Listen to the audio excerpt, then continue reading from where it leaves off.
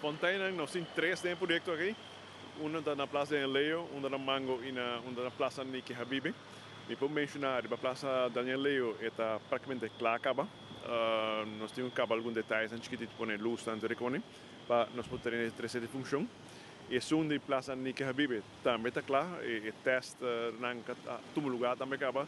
Tu gosta mostrando bom que está traga. Nós fazemos a keuring de parte de instalação de corrente também passa acaba.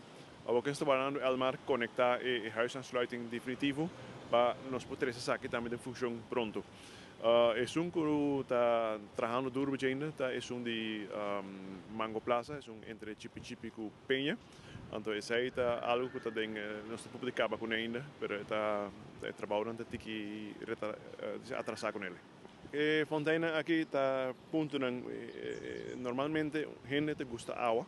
Então tem que ter contato com a água, não está cerca de la mar, delante de boulevard também lo vai ter cambio, pero se boa bom, Fontaine está três vida, a praça estão atrás gente.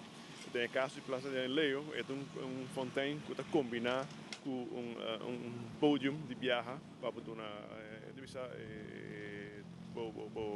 artista local por assim não aparição ali para e do show. Que praça maneira que ingericht wordt está ubicada nós que atrai mais gente puting também viva a praça assim mais uso dele. E praça de de praça Niki Habibi, então outro conceito novo de sentido tá com se boa que bom é praticamente também hincado tallo. Então botin e fontaine e nós então buiten água já bom e essa é uma outra dimensão dele, especialmente para muitos não, ele vai ter algo atrativo para o WAC, com ele vai funcionar combinar com luz.